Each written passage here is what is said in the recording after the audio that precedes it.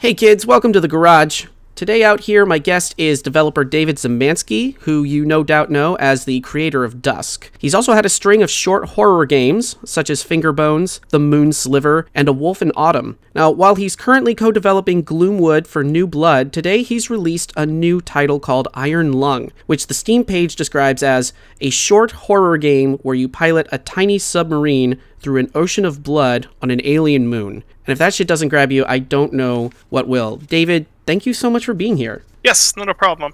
After seeing Dave Oshry's tweet last night, I absolutely have to ask first: did the weekly New Blood meeting really get canceled because everyone was? No, I felt bad about that because I rescheduled the recording of this because of the meeting, and then Dave was like, "Oh yeah, everyone's just going to be playing Elden Ring." We did actually end up having the meeting, but it was definitely truncated for Elden Ring. And parts of the meeting devolved into discussing Elden Ring. I love that. I was honestly like, I read that tweet and I was howling because it just made sense. I'm like, of course it would, because everyone's playing Elden Ring right now. Yeah. It really, like everything around it right now, it makes, it really reminds me of when Fallout 4 came out and just like productivity tanked. Like, people were calling out of work, and everyone was just playing Fallout 4. Yeah. I definitely took a break from development for a little while to play Fallout 4. Yeah, it was huge. It was a good game. Yeah. Okay, so to start off with, take us on the journey here. So you've spent the last few years working on Dusk, optimizing it. You've also been kind of working on Gloomwood with Dylan Rogers. So what was kind of the catalyst for Iron Lung? Like you're going along, you're working on these things, and at some point you had an idea that made you go, I need to go and work on this and make another solo horror game. Yeah, so the original idea for the game came about. It's kind of a stupid origin, actually, but it came about when my wife and I were in England. We took she'd always wanted to go to the UK. We were in Scotland at that point. Oh, okay. But she'd always wanted to go to the UK. Dusk had done well enough that we decided we could do that, and so we took a trip. I forget what year. I have a terrible memory for anything involving dates or times. Same. It just leaves my brain. Same. I can't remember what year we went to. But we went to primarily to Scotland.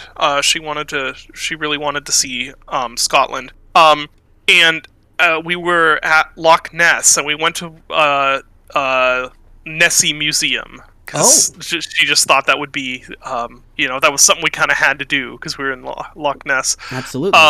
And it was kind of funny because the museum was, it was sort of like, you went in and it started off with this thing of like, you will be the explorer or the investigator, and we will present to you the evidence and you will decide whether, the Loch Ness Monster is real. And then throughout the course of the thing, it was basically just like overwhelming evidence that there is no Loch Ness Monster. But they kept being like, but you decide. It was just like, not convincing. But at one point during that whole thing, it was actually a pretty cool museum. It had a lot of, you went through like a bunch of like little vignettes and stuff. It was neat. But at one point they were talking about something to do with like going down and taking photographs. And so I'm always thinking about projects. Like, that's my life. If it's not games, I'm thinking about, something I'm writing, or I'm thinking about, something I want to compose, or whatever. That's like all I'm ever thinking about. It's kind of the artist's curse. Yeah, basically. Then the artist's significant other's curse also. I get that. So something just kind of clicked in my brain, and it's like the idea of being down, like in a submarine and like trying to get pictures of some monster of some sort. And in my brain, I just started imagining like these really grainy, like low-res photos of something, and you couldn't tell what it was. And in my brain, it was like, it's almost like ultrasounds That was Okay. kind of the look. And so I have this giant Trello list of just like ideas. Most of them are games, some of them are like stories, some of them are things that I know I absolutely can never do or my, career will end, but I write them down anyway.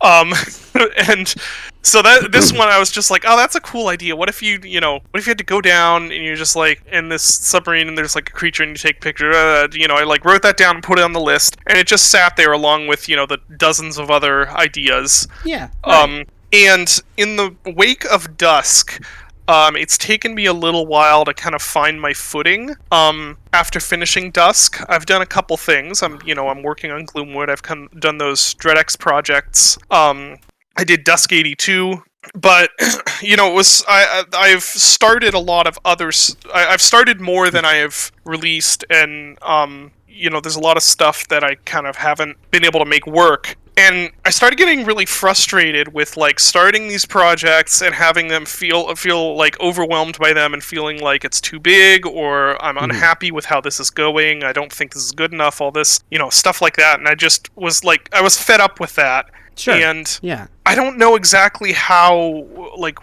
I don't remember what the catalyst was, but one day I was just like, what if I just do something really small? Like, that's kind of what Dusk 82 was. And Dusk 82, I am really happy with how that turned out. And I'm like, what if I just do another, small thing? I want to keep self-publishing stuff. I want to have my own library of titles in addition to stuff that's gone through, that's New Blood is published and stuff that I've done with DreadX. Like, I want to have my own stuff. Oh, yeah, of and I course. just thought, I want to do another horror game. And that was the concept that kind of jumped out to me as like, okay, this is really small in scope. I always like creative minimalism. Like, that's always really attractive to me, both as a player and a, creator.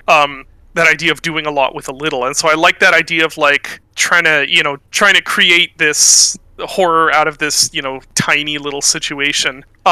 And so I made that. It only took me like, I don't know, 3 months-ish to do, working on it like half time. That's really not bad. Yeah, not at all. Yeah, wow, that's... Yeah, I one of the things that I did to get prepped for us sitting down was I went back and I played your solo horror works. So, like, I went through Fingerbones, I went through Moonsliver, I went through Music Machine and Wolf and Autumn. Because I did all of them. Yeah, I hit them all. I mean, there was like the little David Szymanski publisher bundle, and I was like, fine, fire and forget, let's do this. Yeah. They're like, you mentioned the minimalism there, doing a lot with a small space, and you really do that. I feel like you do that really, really well. I was genuinely surprised at how investing these games are. You take a lot of like unique geometry, which like forces the player to investigate kind of everything, but even though it's a limited amount of space, it all feels very fresh at the same time. And thank you. Yeah, that was a driving force behind behind several of them. Not really the Moonsliver or the Music Machine as much, but I know Fingerbones was like really inspired by the idea of wanting to try and create a horror game without any tangible threats, which at the time was kind of a novel concept, at least to me. Like, I hadn't seen anything that had done that. And then a Wolf and Autumn actually. That's the one game that I kind of wish that I could do a do-over on. Really? Because I still think the original concept behind it is really, really strong. And I don't think I quite did it justice in the final game. But the original idea was that it was all going to take place just in a shed. Which I don't know if I would go back and make it actually like that. Originally that was like I wanted to try and do something with like you're locked in a shed and that's the entire game, which then it sort of moved beyond that. But yeah, the original idea behind that was also very sort of small location. Yeah, in a lot of ways, it kind of feels like with Iron Lung here, with the player just in the submarine, like, I think you can move, like, in that game space, maybe, like, a grand total of, like, 5 or 6 feet. It's very enclosed. Yeah. And it was a deliberate decision also to make it so that you were controlling a character, you were not controlling the sub. Yeah. I noticed that Because really quickly.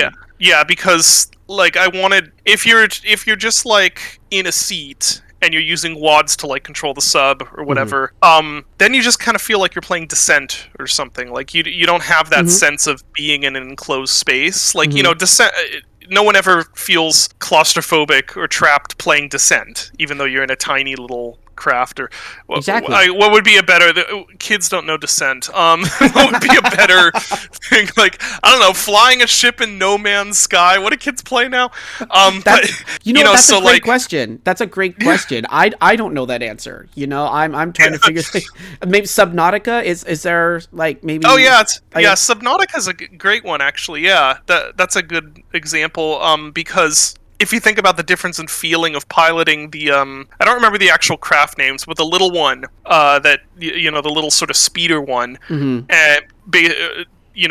as opposed to piloting the giant sub where yeah, so I really deliberately wanted to make it that you're a person, you're controlling a person, and then you have sort of like exterior interaction with the sub. It was very tangible.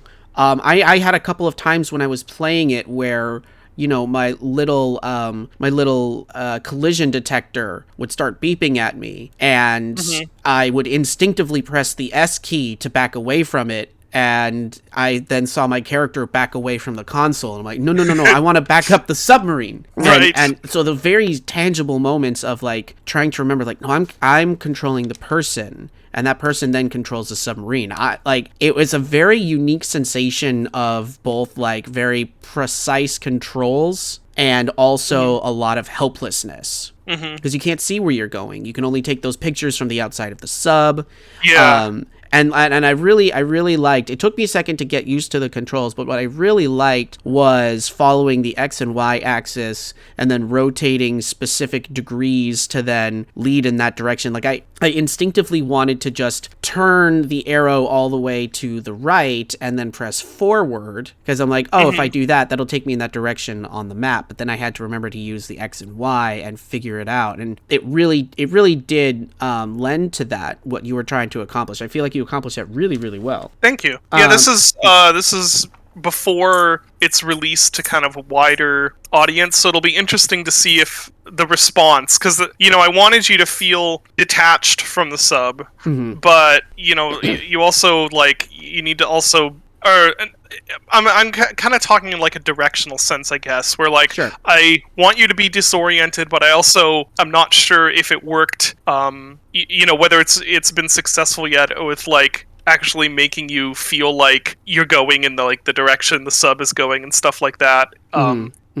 Yeah, so it'll be interesting to see what people, how people react to it.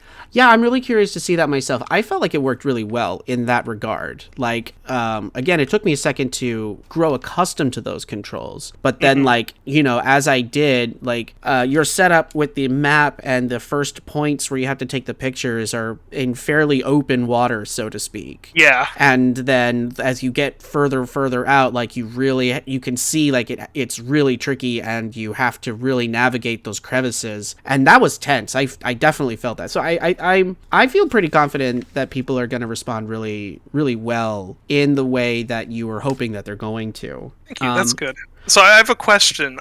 Did you play Squirrel Stapler, first of all? I did not. I did not. So the question, so you won't be able to answer the question. I was going to ask which ending you liked better. Oh, see, I heard about Squirrel Stapler, but I didn't realize it was part of a DreadX collection.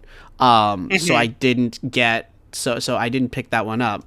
But now I want to, because I'm like, oh shit, I missed this game. I missed a David Szymanski game here. Now, like, I find myself to be a big fan of horror. I'm not as much of an aficionado as some people I know, but I've spent a lot of time like watching horror films, reading books, playing the games, stuff like that. And I'm really drawn to the style of horror that you create.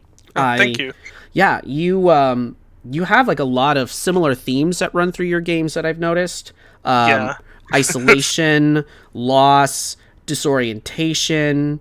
You do a lot playing with light and color and geometry and unique spaces. I really appreciate that each of your games, while kind of resting on a similar premise, you are a person and a story is being told, and eventually there's a turn and you reveal certain aspects of it, but each one feels very unique and fresh in its own space. Yeah, there is a lot of... I have noticed a lot of, like, repeated stuff that crops up, which I don't do intentionally, but... And someone pointed this out on I think it was a different podcast, but they pointed out that I always have this, like, theme of descent in the games. Like, every game that I've done has...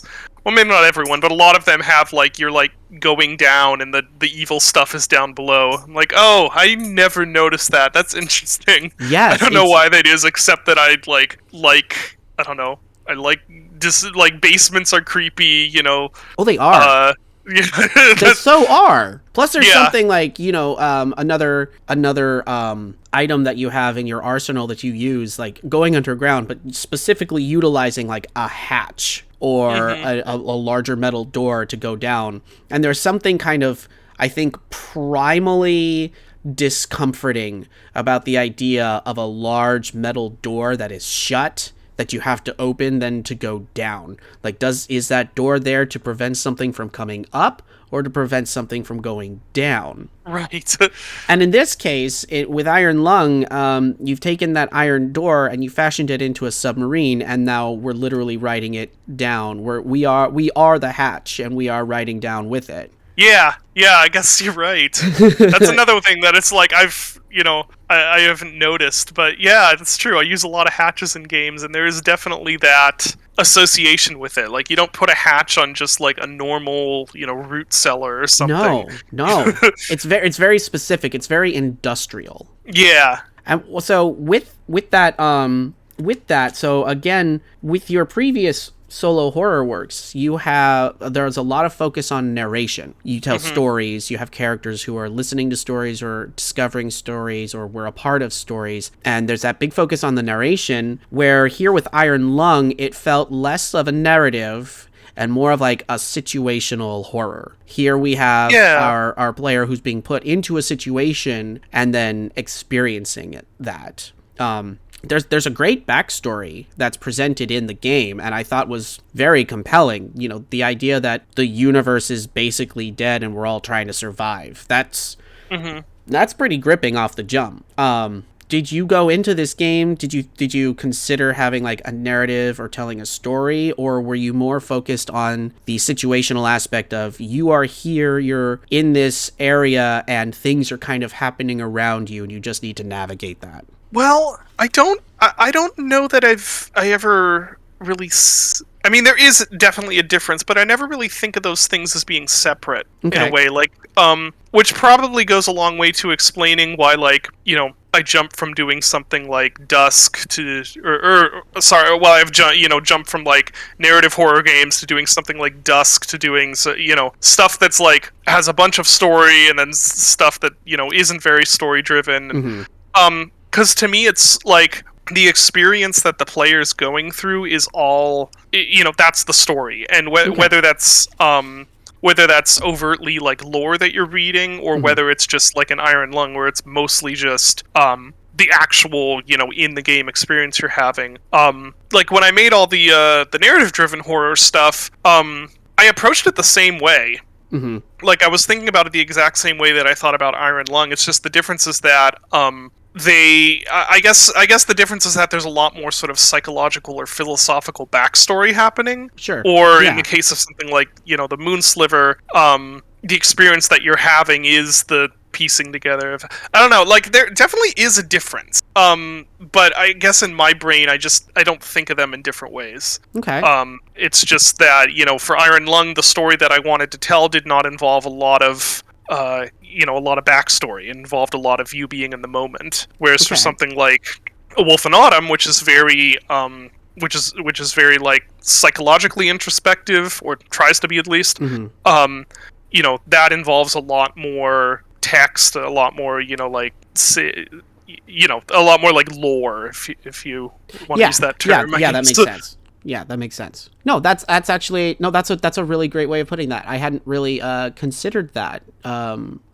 Yeah, having the player in the moment, that is kind of the story, is how you're going through it. I think that's a great way of looking at that. Yeah, and that's how Dusk went also. Like, I remember a moment, I don't remember exactly when this was in development, but there was, like, every level in Dusk I thought of as a narrative. Ooh, really?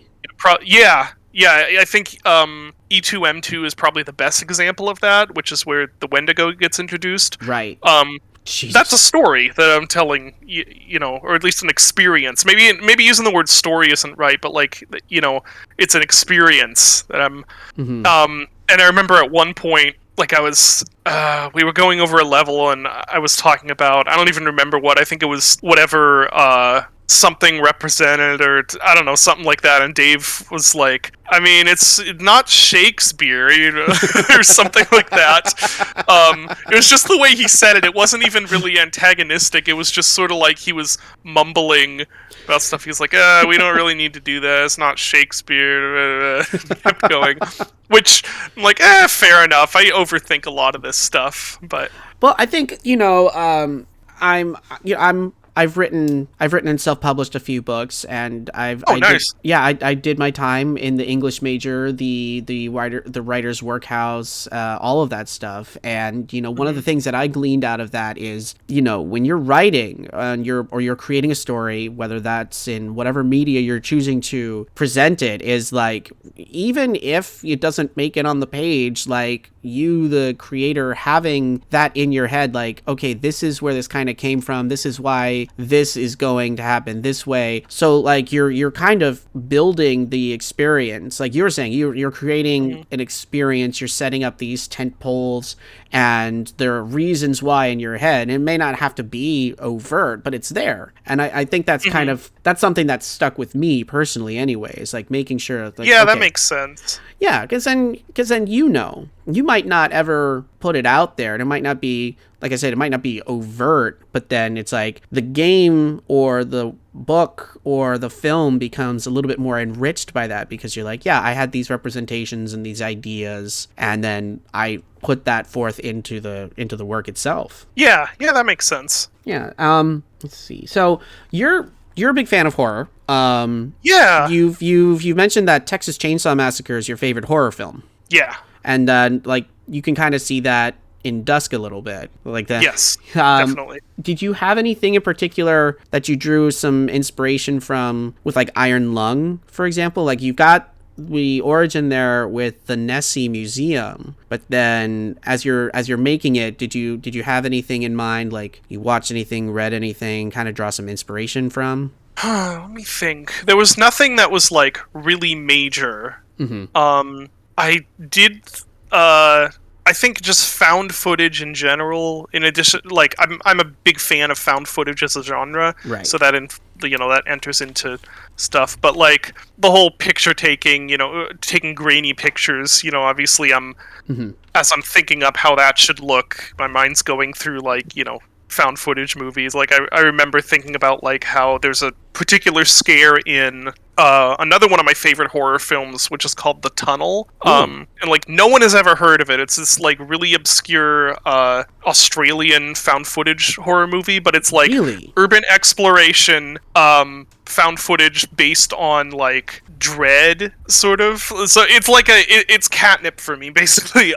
Really? But it's one of the. Yeah, it's really good, and if you're interested in watching it, it had this really unique distribution method where the film was released officially on torrent sites. That was how they released it. No so shit. If you were so if you're interested in watching it, like, the way you go to watch it is to torrent it. That's not like. Yeah, it's crazy. So cool. That's probably why it's not better known. I do own a DVD though, because I, like, bought an overpriced one. They did a limited physical run of it, and sure. I really like the movie, so I got one. But anyway, there's a particular scare in there, and that the movie's filled with, has a couple of what I would say are, like, masterclass level found footage scares. They're just incredibly well executed and chilling. And there's a particular one in there that focuses around like a grainy still from a camera. And so I remember specifically when I was thinking about, what glimpses would be creepiest to get in Iron Lung, that I was thinking about that scene. I won't spoil anything, obviously, for anyone listening in, but there was one in particular that got me, and it was very well done. Thank you. I the whole mechanic with the camera was fucking brilliant, to be honest. Oh, thank you. Oh man, like, yeah, I hope people like that, because that's the sort of thing that, like, as a player, I would just love.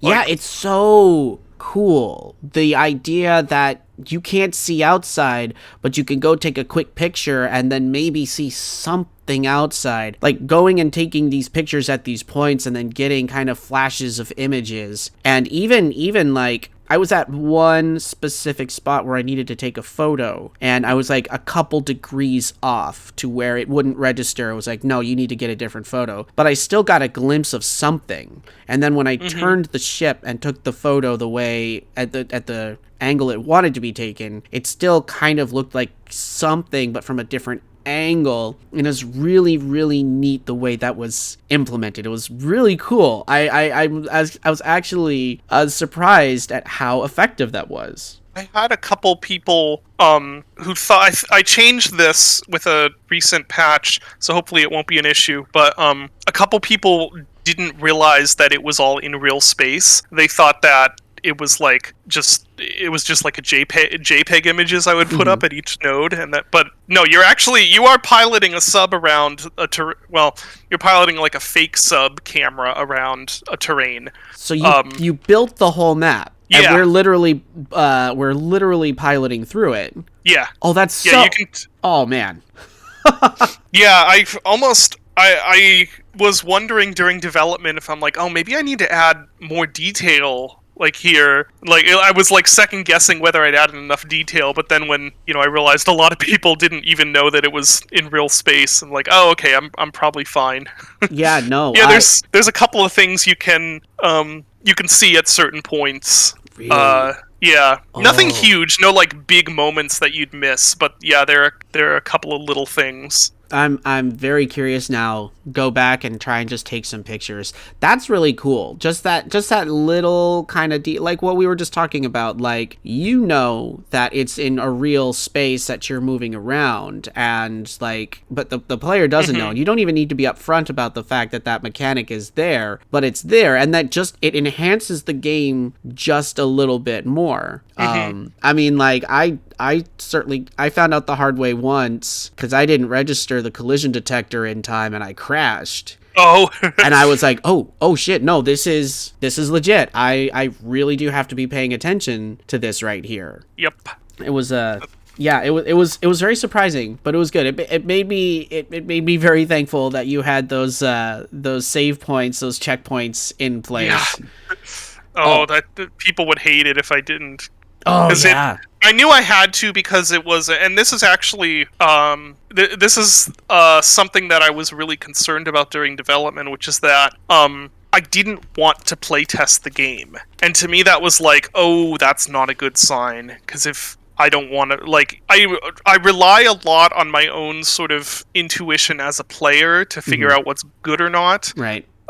Which for anyone who follows my Twitter is probably a bad sign, because you'll know I have absolutely horrible taste as a player, but like for me, I rely a lot on like, is this fun to me, or does this feel good to me? As with Dusk, for instance, like I tested the combat in Dusk a lot because it was genuinely fun. Yeah. Like I enjoyed testing it, but for Iron Lung, it's like, I don't want to test this. Like, I'm gonna have to spend like 40 minutes going through this whole map of stuff, and I was like, that's maybe a bad sign. Yeah. But I wasn't sure because I also knew everything that was going to happen. And then, like, someone playing it for the first time doesn't know when stuff will happen. So I'm like, okay, hopefully the tension will still be there. But yeah, it's just like, I don't want to test this. I forget what was what brought this on? Dang, I forget why we were talking I about was the going found down this footage. We were path. talking about the tunnel. We were Yeah, we were and talking then- about the tunnel, and then the navigating, because you made a real space. The submarine is going through the real space, and then Yeah. I know we're talking. I mentioned that I crashed, and just having those little Oh, things. the checkpoints. The checkpoints. There we go. We found it. That's We why found it. I was like, okay, I definitely need to have saving of some sort in here, because you know, with the older small games, I kind of got away with no saving because you really can't die. Right. Right. But in this case, it was like nobody's gonna want to play back through 30 minutes because they, you know, maybe it would have made it a bit more tense in some situations, but I think it was much more likely to just make it really, really annoying. Yeah, I agree with that. It also, again, since I just played through your other games, seeing that there was a save system in place took me aback for a second. I was like, oh, this might be a little bit more serious than the other games that we've been playing. Because, like, again, the you know, leading on through, like, a story, and we're experiencing this. It's meant to be experienced like half hour to an hour. And then I saw, like, new game / continue. I'm like, oh, there's checkpoints. Oh, there's a save system. I think that added to the heightened tension, you know, along with the sound design.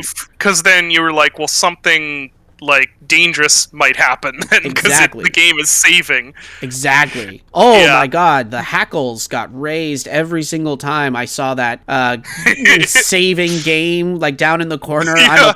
I'm approaching a spot to take a picture, and it's like, we're saving your game. I'm like, why the fuck are you saving my game? What's going on? Like, my Yeah, god. because as a gamer, you get conditioned. You're going through a game, and the game seizes up for a second, and it says checkpoint reached, and you're like, okay, I'm about to fight a boss. What's that meme? It's like, the game just auto-saved. Yeah, I think I better quick save again just in case.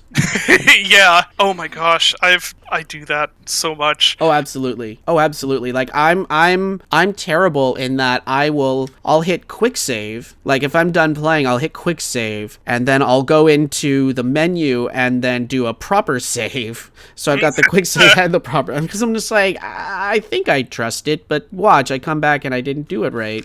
You know what though? If you play a lot of a lot of jank or obscure stuff, Ooh. that's a good habit to have. Because Ooh. you should not trust. You should not trust that. Like, if you're a Stalker fan, there's a reason that the like quality of life mods for that game add things like like multiple quick save slots. That's one thing that I'm learning to do. Like, one of the projects I'm working on for this YouTube channel is I'm doing the history of first-person shooters. So I'm gonna do, like, I'm gonna go year by year. So, and like, just like whatever the most impactful and influential games were, like, by year. Like, I think for 1993, I've got 3 games that I'm gonna be playing. Like 1997 is Obviously, a big. Doom is one. What are the other two for 93? 1993. So the other 2 are gonna be Blake Stone, Aliens of Gold, and then Ken's Labyrinth. Okay. Yeah. Huh. I Yeah. guess. Yeah. Oh, right. Because Rise of the Triad was not 93. It was 94. Right. Yeah, I'm pretty sure that was either 94 or 90. No, it was 94. Hold on, I've got the list right. Yeah, Rise of the Triad was 94. Yeah, because it came out really close to Doom, but Doom came out right at the end of the year. So. Huh. Yeah, I guess those were.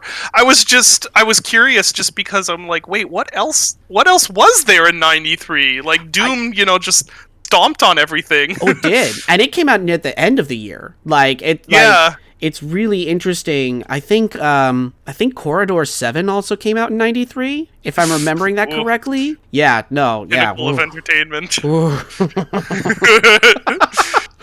Oh, man. But yeah, no, so... It's so crazy to think about. It's like, shooters existed before Doom, but if the 2 other biggest games of the year are, what was it, Blake Stone and Ken's Labyrinth, holy crap. Yeah, seriously. That's a niche genre.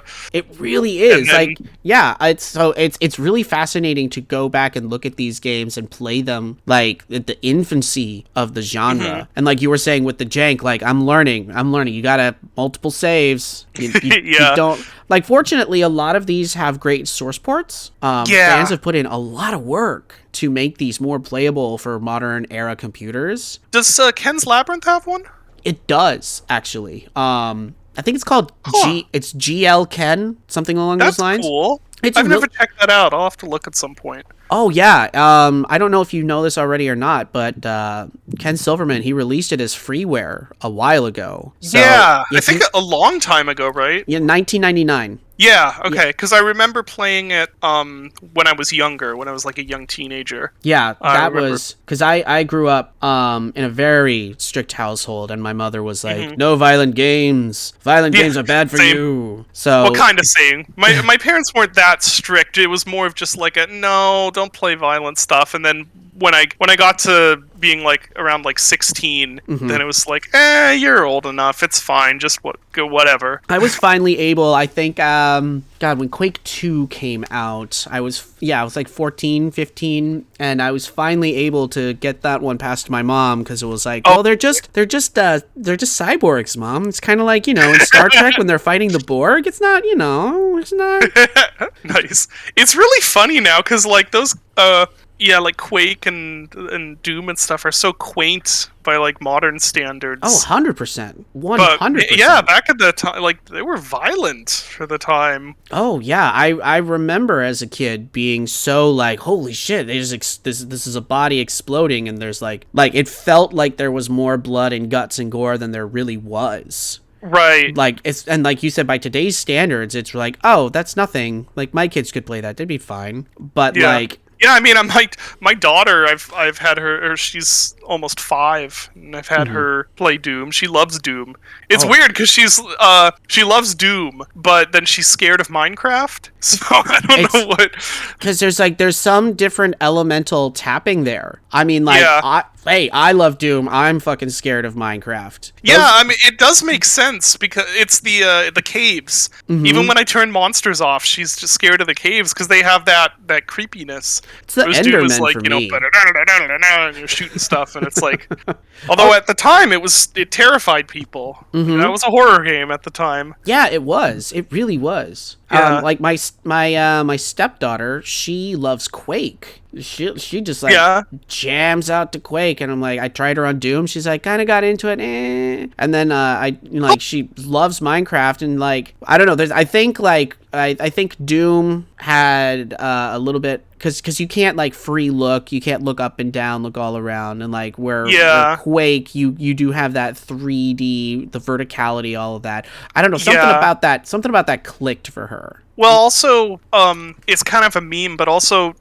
the look of Quake is not that alien to kids who are growing up in a world where you've got like Roblox and Minecraft and stuff like that. Like, exactly. Kids are used to games looking like that, whereas Doom, there's not so many mainstream, games that look like Doom with, sprites and stuff. Right. Whereas so that would make sense to me. Yeah, like that was our bread and butter back in the day, Yeah. Super Nintendo, like, big, highly detailed sprites. So it was just like, oh, yeah. And then, once the 3D revolution came around, like Quake and Unreal, it was like, what the fuck? Yeah. I think in a lot of ways for me, Quake felt more dangerous than Doom. Like, it felt a little bit more... like scarier? Yeah, for sure. But it was also, it played on things that I was intrinsically kind of drawn to and, like, kind of nervous about, like the more cosmic Lovecraftian elements, the sort of, like, industrial elements, and then you got the Nine Inch Nails score going into that. Like, that game was how I discovered industrial music and Lovecraft. Oh, that's cool. Yeah, it was really cool. And so, like, it was something that felt like inherently more dangerous. Like, oh, this is like,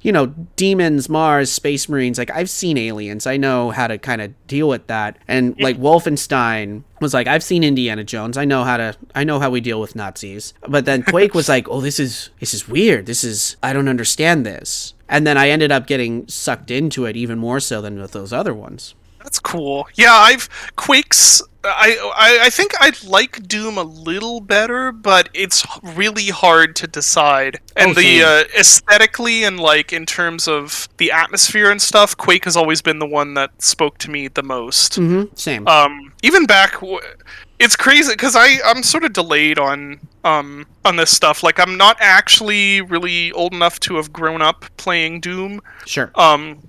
Like when I was playing Doom, the actual games that other people my age were playing were like Halo 2, Call of Duty, and stuff like that. Because you mentioned in other interviews, like you didn't have the tech. Your computer was older. Yeah, exactly. But so like at the time where I was introduced to Quake, like it should have just looked crappy because there's that time period where stuff is like retro. It's like retro enough to look aged, but not retro enough to be cool. Yeah. And that was kind of like Quake sort of looked crappy to me. But like even at that time, I'm like Quake and Chasm the Rift. I'm like, oh man, I love how these games look. Yeah, like just that gritty brown blockiness. I don't know, something about it I just loved. And even at that time, I'm like, I want to make something that looks like this. Yes, exactly. Like Chasm is one that I've only like I feel like I have a sense memory of like an advertisement for it in like a gaming magazine. I never got to play it, and it hasn't been until recently, like getting into the FPS community and like people talking about Chasm, and then Civi just posted his video on Chasm. Yeah. And didn't you were involved in like a port? You did a port of that game? Not quite. You compiled it, or? Yeah, it's. Yeah, I shouldn't really get much credit at all for it, because all I did was, with the help of another New Blood guy, I hunted up pretty much all the fixes that I could find on the internet for getting Chasm to run okay in DOSBox. And I just put them together and set it all up nice so you can run it through, batch files and stuff, and added a whole bunch of other content, like old builds I threw in there, some like the old website, which I remember perusing a lot as a kid. I got that and threw that in there. Scans of the manuals and stuff, just kind of trying to preserve everything. And then I also got the level editor working. Oh, okay. And added some instructions for how to play your levels, because it was the weirdest thing. I couldn't figure out how to get my levels to work.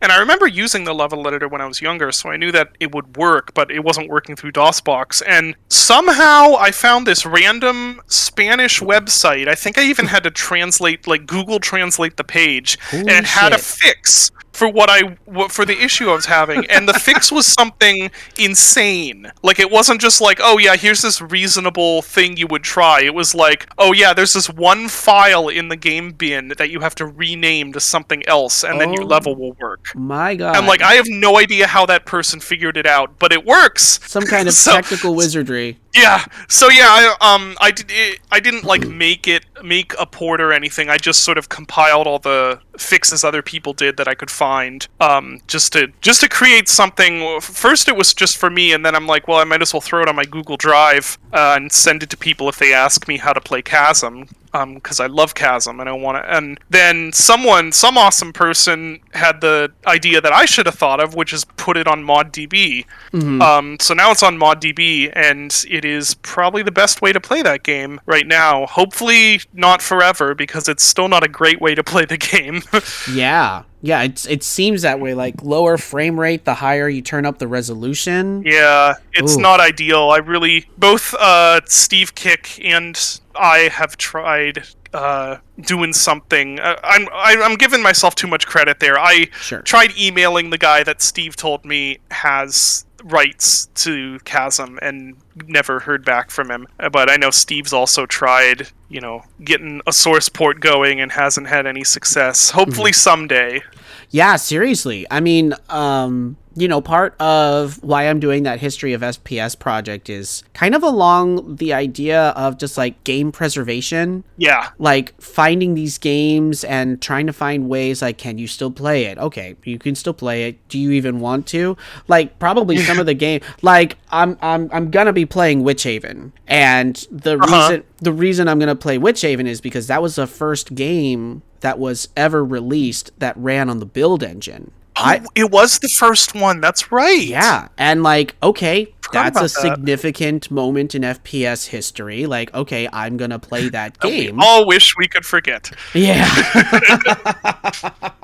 But there's like little things like that where it's like, here's this super obscure game that ran on the first version of an engine that actually got used by multiple games, but you don't even think about this little engine that gets used, stuff like that. So like just trying to like how can we preserve these games? Like the number of source ports that I've seen and found, especially within recent years, like God, back in 08, 09, when I got divorced and I would have my kids over, I remember like I had my laptop out and trying to figure out a way to just run Quake and fighting with it. There's a game, Indiana Jones and the Infernal Machine, which LucasArts put out in 1999. It was their first 3D indie game, and they were like, trying to make like basically Tomb Raider but Indiana Jones. Up until the last couple of years, that game was impossible to run. Like you had to like install it but then copy it onto a burned CD and then do some kind of crack and then do another thing and not run it at a higher resolution than anything specific and then not select the rocket launcher or the game would, and it was impressively difficult. And I think it was like 2019 when someone got a good working source port and they released it on GOG, and it's like, fine, you can just play it now. You don't have to worry about it. That's awesome. Yeah, stuff like that. So like, yeah, I hope that someone is able to get that source port of Chasm up and running, because like, even the jankiest of these jank games, we all know of it or we've played it, and it's like, yeah, there's love there. That's what I love about this community. There's a lot of love for some of these older, jankier games. Yeah, like Chasm.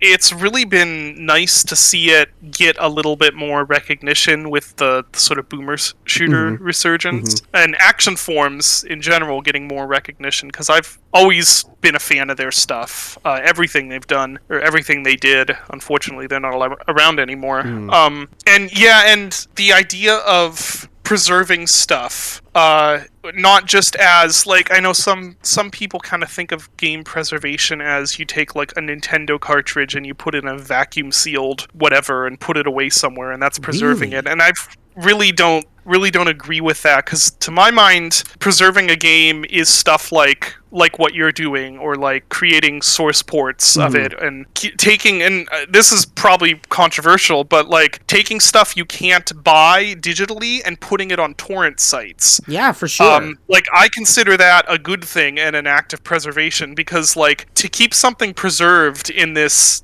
temporary world where nothing is ever eternal. Yes. You keep something preserved by keeping it available and keeping it in people's minds. Absolutely. Like you have to, not just by having it somewhere where it's supposedly safe and gonna stay forever. Like it has to be in people's consciousness, and they have to have a place where they can get it and experience it. And I think it's important to have there's many more important things in the world, but in our little, our little hobbyist group, I think it's important to be like, let's keep this stuff, even something like Witch Haven or something like, any of the, stuff that maybe it's not the cream of the crop, but, keep it preserved, because somebody might want it. Someone might get something out. Like, there's a bunch of parts in Dusk that were directly influenced by Daikatana, which is a game like, it's notoriously hated, but I ended up playing and actually getting a whole lot out of and enjoying. Yeah. Same, actually. Yeah, I'm the Daikatana advocate. The real Quake 2. I did a review on the game. I played it using the fan patch, and oh yeah, you gotta. I learned that. Oh my god! But I did not expect to get so deep into that game, and I ended up doing like a 2-hour review of the game, and at the I ended up loving it. I loved it, and at the end of the review, I summed it up by saying, I can't believe he finally did it, but John Romero made me his bitch. Nice. And yeah, exactly. It's like, yeah, I know. I hear you guys. I hear you. Daikatana. Okay, cool. But hear me out here. Hear me out here. It's still a little fun to play, and it's important. Like, I totally agree with you on the preservation of the game being keeping it in the consciousness, making something that's you're able to play the game still, to experience it. It might not be the greatest experience, but no, I think part of the kerfluffle around PlayStation 4, PlayStation 5 not being backwards compatible goes hand in hand with that idea of game preservation. And that's I wish consoles remained. I understand why it's not always practical to keep stuff, backwards compatible for forever, but like it'd be ideal. And also that's one of I would say two reasons why I really hate the idea of subscription-based gaming. Which I know is more than likely going to become the way we do it, and that's just something that we have to accept, but I really hate it. The primary reason I really hate it is because it's going to make it extremely difficult for indie developers to make a living when it's already extremely difficult. It's going to make it as difficult as it is for musicians and like indie filmmakers to make a living, which is to say, like, probably not actually doable for most people. But that's the primary reason. The secondary reason is because that's horrible for game preservation. Oh, seriously? Yeah, because, like, so the way we have it right now, you go and you buy a game on Steam, and you don't own it physically. Sure. Steam could shut down and you wouldn't have it. But the thing is, you can go back and replay it. Like, if you come back, I bought Cryostasis on Steam back when it was still available for digital purchase, and it's a tragedy that game is no longer available digitally, because it's, to my mind, still one of the best, like, narrative-driven first-person shooters that's ever been made. But I bought it on Steam back when you could buy it, and then it went off of digital distribution, but it's still in my library. I can still play that through Steam. And if it were, if we imagine this is a subscription service like Netflix, or like, like any given streaming service, what would happen is I would have played Cryostasis for free, and then it would have left the service at some point, and it would just be nowhere now. You'd have to go pirate it, probably. Right. The Spelunky, the HD one, it's not classic, but HD. That one, for a while, you couldn't even play it on PlayStation 4. Like, it was so, if I remember correctly, so I bought it when I had a PlayStation 3, and I downloaded it onto my PS3. So I had purchased it, and it was mine. I could re-download it anytime I wanted to. And then PlayStation 4 came out, and I finally got one of those, and I was like, oh, I can probably just re-download Spelunky, except that I couldn't. If I had the PlayStation Now, if I had the streaming service, I could play it through that, but I could no longer re-download Spelunky because of, whatever, like, the server, the PlayStation 3 compatibility was just gone there. So it was only available for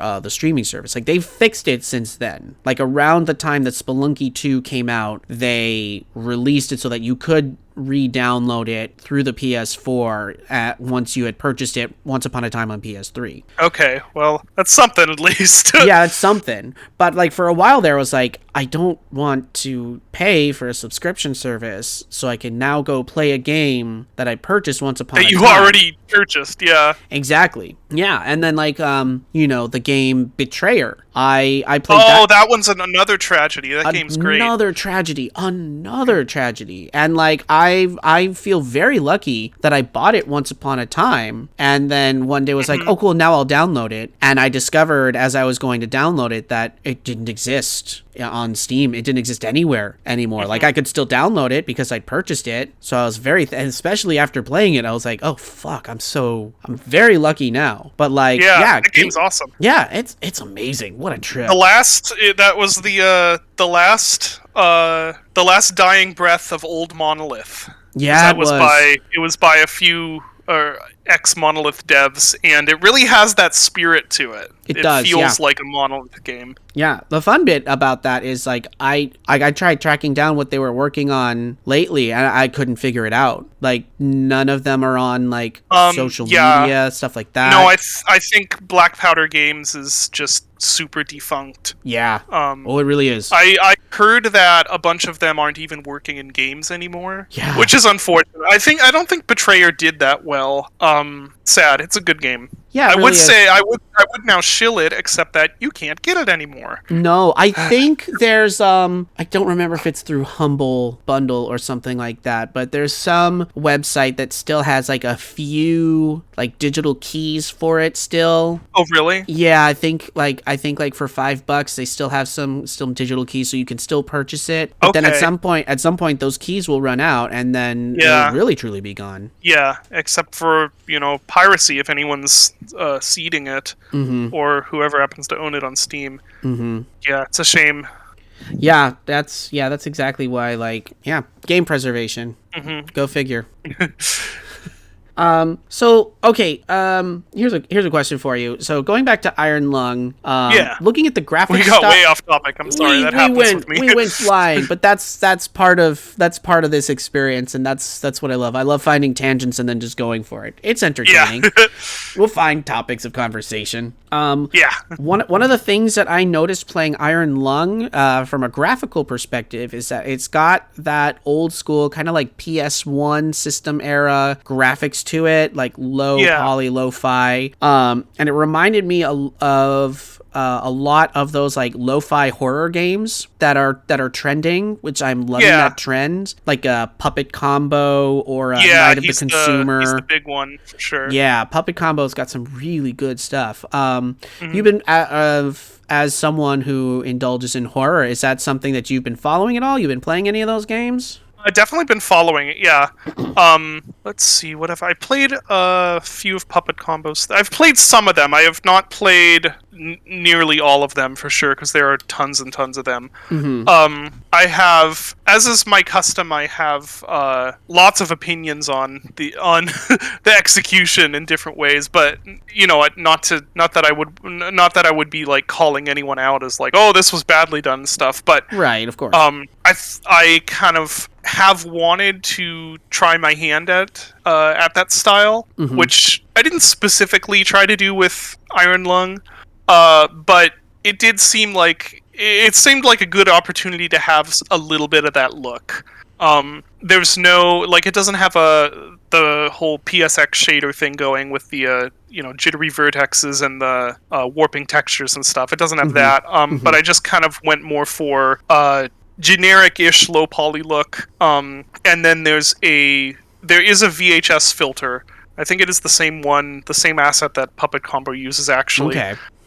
It does have that, but the only effect that it has is like the chroma offset. It's just to give it a little bit of that aged look, not for any particular like in-universe reason. Just, I don't know, it felt like it fit the atmosphere to me. Sure, and it makes sense. I think in the backstory for the game, it talks about how the Iron Lung itself was built out of old like pieces of a space station. Yeah. It's a piece of garbage, basically, as evidenced by what happens in the game. Oh yeah, that added that very much added to the little bits like that, man. Little bits like that where it's like we may not be overt about it, but it's those little things, and this makes sense, and even it's that silent background stuff. It adds to it. It's just like the little bit of icing under the icing. Yeah. You're a composer. You write music as well. You've done actually what I went to college for. Oh, really? Yeah. Oh, that's interesting. Kind of. I started out getting a degree in composition, and then I switched colleges and ended up graduating with just a more generic BA in music. But yeah, originally that was So anyway, continue. I'm sorry for interrupting. No. That was a great little fact. You went to college for me. That's fantastic. I love that. So you've composed the music for your games previously, as you did for Iron Lung as well. But you specifically cited Aubrey Hodges and his work on like Doom 64, Quake 64, his very like industrial compositions for those games. Like when you were getting ready to pull together the music, like what kind of led you in that direction? It just felt right. I don't know. A lot of this stuff, like when I'm designing, it's just like I said before, rely a lot on my own intuition about stuff, which is, could go either way. Sure. At some point here, my intuition might just be completely garbage, and so you could argue at certain points in the past it's been completely garbage. But I don't know. It's it's a very industrial concept and setting, and I guess like when thinking about what sort of music does this need? Should there be any music at all? Should it sound like that? What my first thought was actually like documentary music. Really? Which is so like not really. Yeah, but so like when you watch like a documentary about the Mothman or something, or like true crime, they have that like back of just like low tone, creepiness going on. That was the first thought, just because that idea of that horror idea of like being scared of just little glimpses of a thing, to me always goes hand in hand with that sort of media. That stuff creeps me out. The thing where it's like, this creature, that we've only have these photographs of, and then you hear the brrr music playing. It's like that. So that was my first thought, but then I don't know. I started thinking about like going a little bit more stylized, or a little bit more not stylized, iconic, I guess. Making so I wanted to have this sound that reflected the really industrial, crappy nature of the whole world. Sure. And when thinking about that, like he's one of my favorite video game composers. Like his work on Doom 64 is just I love it so much. Yeah, so that was where my kiss. brain. Yeah, it's so good. So that's where my brain immediately went. And since I've already taken a lot of inspiration from that in the past with other stuff, it was natural to just go, okay, well, I'll try Doom 64ing it up again. That was originally what Dusk was going to sound like before. Back when I was planning on doing the music, it was going to be very like Doom 64 influenced. Oh, wow. Yeah, there's some of that Andrew did also, because Andrew, was also taking ideas, or not taking ideas, but drawing from Doom 64 in addition to other stuff. Yeah, you can kind of hear it in there. You can hear it a little bit, and like those quieter, those more atonal, like atmospheric pieces that he does. Yeah, there's definitely moments in it where you can hear it. But when I was going to do the music, I had started experimenting with that, and done some experiments. So then with Iron Lung, I just sort of picked up where I'd left off, I guess you could say. There's a lot of groaning metal sounds. Yes. Which is maybe a little literal. Yeah, on the nose. But just a touch, maybe. Little on the nose, yeah. There's a lot of like dragging metal pitched way, way, way down, and then used for creating sort of implications of melody and stuff like that. I think for different games, I end up getting not just musical, like an idea of what the music sounds like, but also this idea of like sounds that go with the feel of the game. Obviously, metal is a real obvious one because it's Iron Lung. But then also with the Music Machine. Like I always had this sound of like record static. Yeah, that's actually mixed in to some of the ambient noise in the game. It's maybe a little too soft. Yeah. See, like but that was always a thing. Yeah. You say that now, and I can hear it. Like it's It's very subtle, but that's effective. Like I can hear it now. I'm like thinking about my experience because it's still very fresh. I just played these within the last couple of days. Oh yeah, that's right. And it's still very fresh. Yeah, that's really cool. Little tiny sound bits like that. That's very cool. Thank you. Yeah, and then also in the music machine, like in the Thorn world, which like you can hear in the music, there's a lot of radio noises. Yeah, that radio-ish noises. Yes, I noticed that. I thought that was a really interesting choice because there's the factory there in the Thorn world. And like the radio static also felt like it was playing off of the sound of the rain outside, which that was one of the, I think, first moments in that game where I felt very concerned about my actions. The rain, like when she said it was painful, and then the trying to run through it, and the vision sort of blurring in and darkening, and the heartbeat getting faster and louder. Like before that in the game, I was like concerned, like quizzical, like cautious, but that was the point where I became very concerned about how I conducted myself. Like I found myself going back and forth. Oh no, it's not that. There are two parts in the game where you can die, and that's one of them. Oh, I see. What's the other one? Is it with the Spindlemen? Yeah. Okay. If you like run face first into the Spindlemen, then the game assumes that you chose to give Haley to them. Okay, that I kind of that felt. Oh man, that felt like a death sequence kind of event going through that. And I wasn't 100% sure with the rain. It felt like it felt too damn close to play with that though. I was like, this feels like I could die from this, so I'm just gonna not fuck around here. Yeah, you can die. That's considered the death in the music machine is just the bad ending, I guess. Okay, I'd heard that there was a good and a bad ending, and I wasn't sure what the bad ending would be comprised of.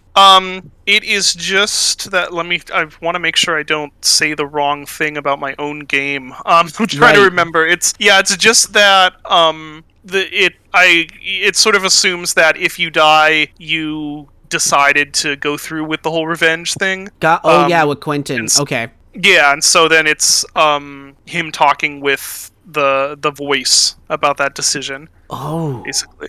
Oh, very cool. I might just have to go back and intentionally do that just so I can see that. There's a little bit more story if you do it. So. Oh, that's so cool. I love it when games do that, and they give you the two paths, and like even though it's technically the bad ending, it's still like, look, here is an outcome of these decisions that were made, and here's something that, like, it's not just like you got the bad ending and the game is over. Like, no, here's something, and it may not be as satisfying as a good ending, but it's something. Yeah, I think that's the only game I've done with multiple endings, come to think of it. Interesting. Yeah, I don't know why that is. I don't understand half the stuff I do. It's man, artists are I've had this long belief that, writers, creators, artists, we've all got this kind of like invisible radio antenna, and it's just kind of tuned into the ether, and these signals get beamed into us, and we just like receive it and then put it out there. Yeah, honestly, I mean, that would make sense. And like, I'm totally with you on the whole, like, maybe I've got terrible taste in these certain things that I'm enjoying, and like, maybe I shouldn't trust my own opinion right now. Like, oh, this is great, but do I have? But, is that a good thing or a bad thing? Yeah. I'm proud of my terrible taste. It's part of what makes me who I am. Oh yeah, I've grown to embrace it over the years. It used to be like, I don't really like this, and people, oh no, it's wonderful. I'm like, yeah, I guess you're right. But yeah, no, I'm proud of it. I was like, yep, and that's how I feel. You can feel otherwise, but that's how I feel. I love it, or I don't like it. I think it's funny, going back a second to the music and Iron Lung, you're talking about like the Discovery Channel music. Yeah. Because one of the things that, as I was getting ready to play the game, knowing that it was taking place in a submarine, it reminded me of something that I had when I was like 9. Because my family loved to go to the aquarium, and one of the things that I bought at the gift store there was this like book on tape that was about sharks. And the whole basis of it was you're in a submarine and you're going along and you're checking out all these sharks and you're learning about all of them. And it had all the like submarine sound effects, the sonar, and it had music playing in the background. And then it got to the part with the great white, and that's when everything got like real quiet. And the narrator's like, "No, we have to be real quiet right now because there's a great white shark, and we have to hold real still and wait till he passes." And then it's playing that ominous, like you said, that kind of in the background. Yeah. And that scared the shit out of me. So going into Iron Lung, I was like, oh, fuck. Oh, it's a submarine and there's maybe things out there. Do you, I mean... yeah. Oh, sorry. Go ahead. I was going to say, like, for you, like, is that something like submarines, for example, like being underwater? Because we've spoken how your stories kind of take a descent. Like, are submarines something that like you find inherently scary? Are you like neutral on the subject? Yeah, I do. I'm fairly claustrophobic in real life. Oh, same. Yeah, and so I remember, which is probably why like claustrophobic horror is something that I enjoy, because it like scares me. Like watching the movie The Descent. It's like Jesus. hard. Or there's this other one of my favorite directors is Shinya Tsukamoto, who did Tetsuo the Iron Man. Oh boy! Yeah, Oh. yeah. He did that, and a whole bunch of other movies actually, which are just as good. And he did this one short film called Haze, and it is just the most uncomfortably claustrophobic horror movie I have ever seen. To a real like phobia-inducing extent, not just like, oh, this is a horror movie set in a claustrophobic setting. It's like, no, this is like meant to trigger you. Like there's this one part where the character wakes up and he's in this concrete, it's not even a hallway, it's like a crawl space where he's standing to his side. He doesn't have room to turn around. It's so, it's so like tight. And then his feet, has to stand on his tiptoes because there's broken glass under like his heels. And the part that makes it horrible is like there's a pipe right at head level that his mouth is trapped on. Like his teeth. So he has to move, and he can't like get his mouth off of the pipe, so he has to move scraping his teeth along it. It's like that's what the movie is, like stuff like that, and it's just one of the most uncomfortable watching experiences I've had in a while. It's so good. Oh my god. Yeah. Holy shit. Yeah, it's crazy. That movie's just but yeah, so in real life, I remember when I was younger, we went to tour this World War II submarine, and I had to get off because I was like having a panic attack just because of how enclosed it was inside. So yeah, that idea of being in a submarine is definitely something that would scare me in real life. I'm not sure that in playing a game, I'm not sure that's as conceptually frightening to me as just the concept of like, it's always the unknown that gets me. Like, same. You could have a regenerator from RE4 jump out at me, and I'm just like, oh, cool. But then, something where it's just like, oh, here's this picture of a thing, and you can't really tell what it is, but it's probably some unknowable, horrible evil. Like, that's what creeps me out. So for me, the thing that is like scary about the concept of Iron Lung is more the being down there and not knowing what's around you, and just getting these hints that there's something threatening around you, something you don't understand. you hear a sound, you hear the creaking, and was that the sound of the submarine? Was there something swimming past me? Is it just like, what was that sound? And the idea that there is something out there, but you don't know if you just heard it or, no, that's powerful. That goes back to the whole like primal shit where people are like, there's something in the lizard brain that's been triggered there, and you're I get you on that 100%. It's like it's like same with movies where like, you know, I'll watch a horror movie where it's just like A Quiet Place, for instance, where good movie, not scary to me, just, you know, kind of tense in parts, but it's like, I'm not scared by that. But then or, you know, or other, you know, any other horror movie where it's like, oh, there's this, you know, monster is like attacks you and you see the monster and it's crazy. I enjoy it and it's cool, but it, you know, it doesn't really scare me. But then you show me something like, what is that movie? Hell House LLC, which is a really stupid name, and the concept sounds really stupid. But it's like, again, found footage, which, and it's just like, oh, it's the haunted house, but it's actually haunted. It sounds really dumb, but it's actually terrifying. Okay. Or there's this movie, again, no one's ever seen, called like Leaving DC, and almost the entire movie is just this guy, and he's like, hears weird noises at night, or like weird things are happening. So he puts this like tape recorder out of his window to record what happens, and then he like scrubs through the audio to see what it is, and like that gets to me. Like, where he's just like going through the audio, and it's just like, oh, you see this peak here. He's like, okay, what's that? What is that noise? And it plays, and you're like, what is that noise? I don't know. What is happening? Like, that's the stuff that actually gets my, like, that's you know, the cool. hair raising on the back of my neck. Which hopefully, you know, my hope is that it's the same for, you know, there are other people out there who feel the same. I've kind of had a bit of a weird career as far as horror goes, where, you know, it's done pretty well. I have nothing to complain about, but I definitely feel like I'm not as like good a horror dev as like some of my friends, like Puppet Combo or Airdorf, or people like that who are have a bit maybe a better grip on like what people really want out of their horror games. In the sense, like, they've, you know, Puppet Combo's got like the guy in the mask jumps out and the audio just loses its mind and goes you know, or like Airdorf is like, oh, I've got this really cool, you know, demon design, and we've got this cool cutscene that happens where a hand comes out of the face and all this, and people love that.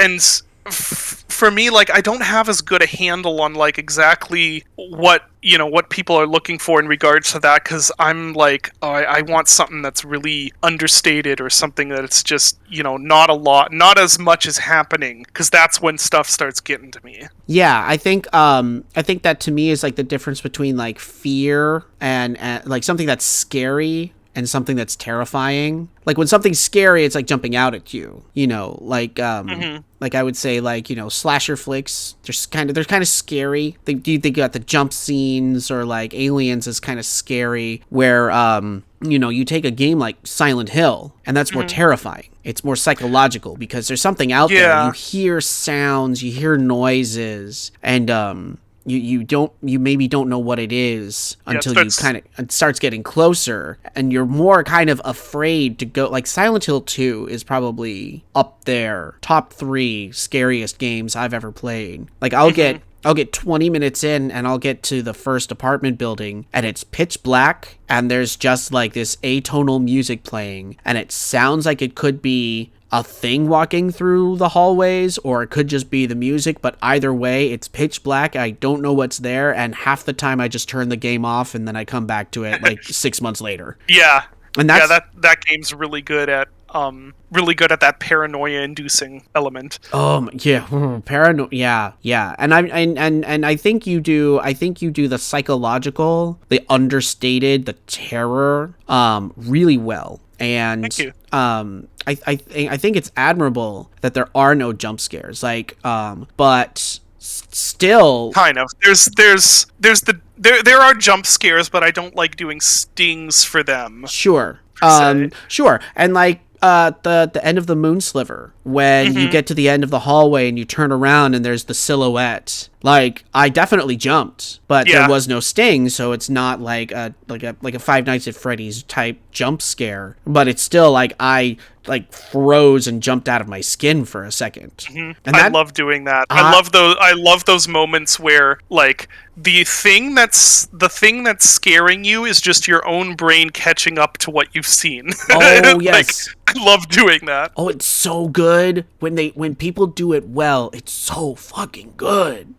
Like, especially without that, like you said, the sting, without the music, the big crashing sound that just like elevates it all. When there's just something there, you don't know, and then you see it. Like you said, your brain catching up with all of this. It's just like in a lot of ways, like Insidious, for example. You get the moment where you see the red demon over his shoulder, and it's accompanied by the musical cue. But for me, I always found the scene that was even scarier was when the mom is walking through the house and she walks through the laundry room and the little boy ghost is there with his back to the camera. But if you're not looking for him, you don't see him.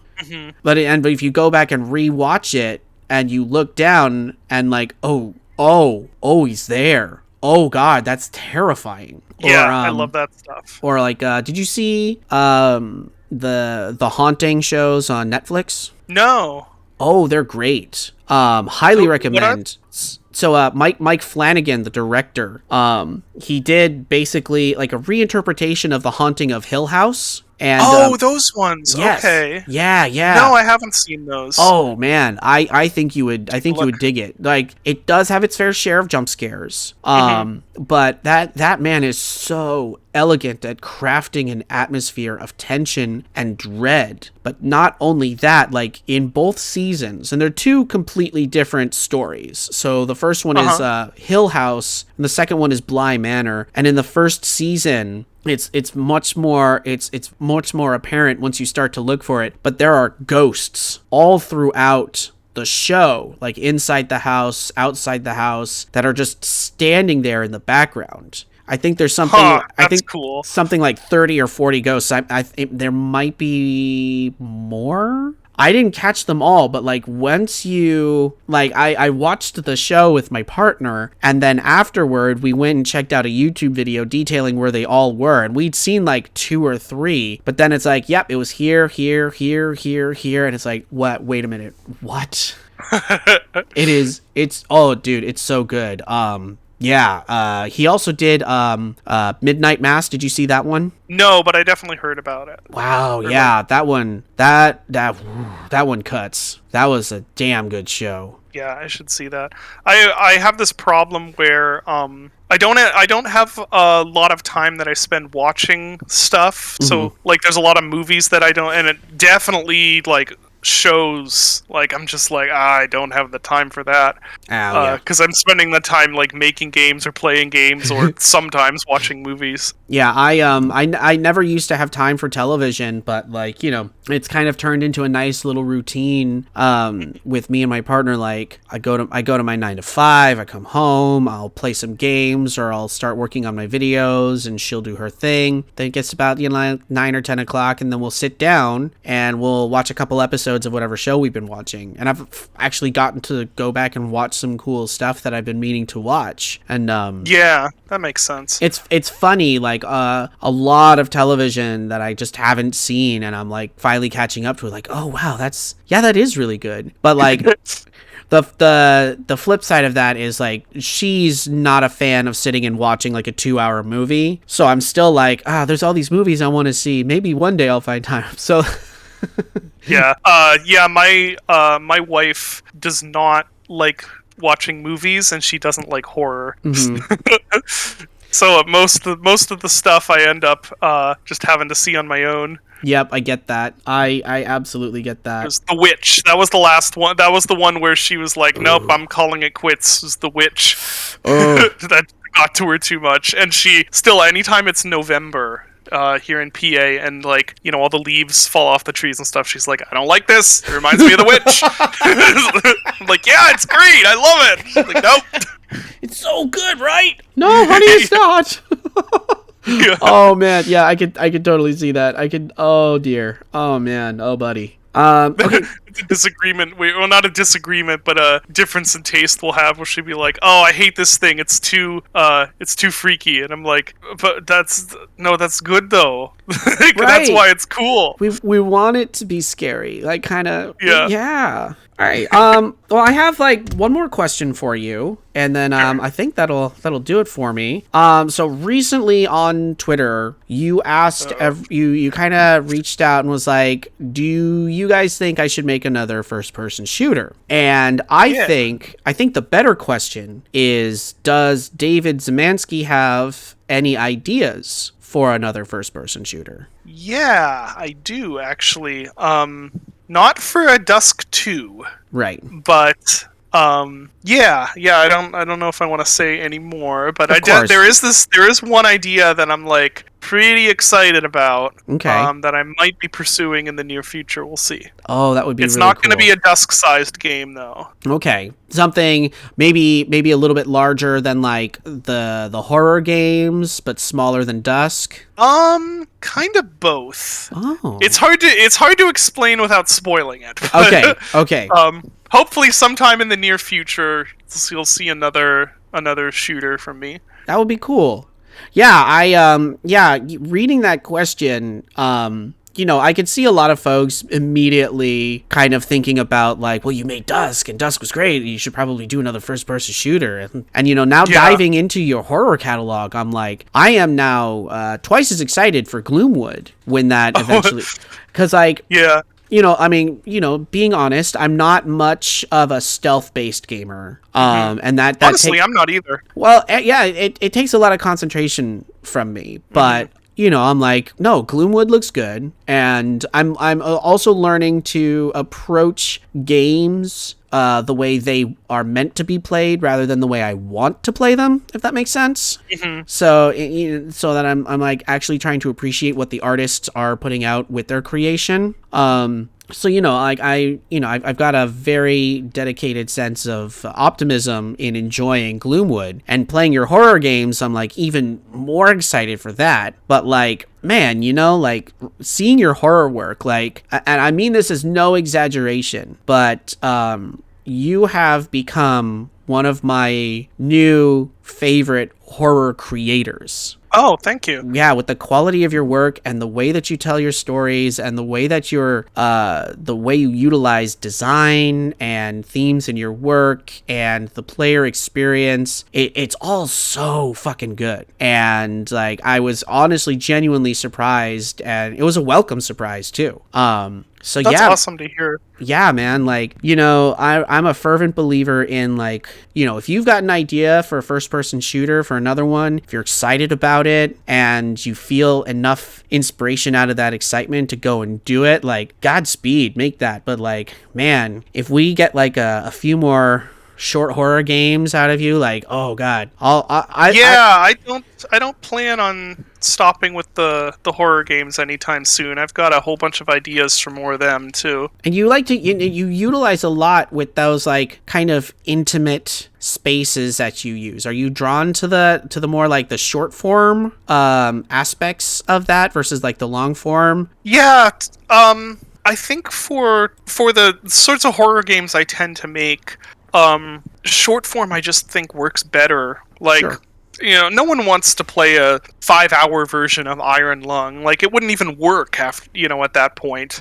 Oh no, probably not. After the first 2 hours, you like, all the tension's gone. You're just like, okay, what's next? At that point, you'd have to get into like, I don't know. Then you need to run from the monster and have like undersea closets to hide in or something. I don't know. You need to. Or then you get the big chase sequence, and it's like then the music goes out of control, and oh no, I gotta go. Yeah, for like the subtle horror thing, I think short form works best, and pretty much all the specifically horror game ideas that I have are for short games. Mm-hmm. When I think of doing a long game, that's usually when it's like, well, I want to do something with. Then I'm thinking of gameplay. I'm not really thinking as much about scaring people so much as like, well, I want to create a world. I want to create this cool, this cool gameplay experience to have and stuff. And there's definitely ideas that would have horror elements, but I'm not thinking as much as like, this this is something that's going to get under someone's skin. Yeah.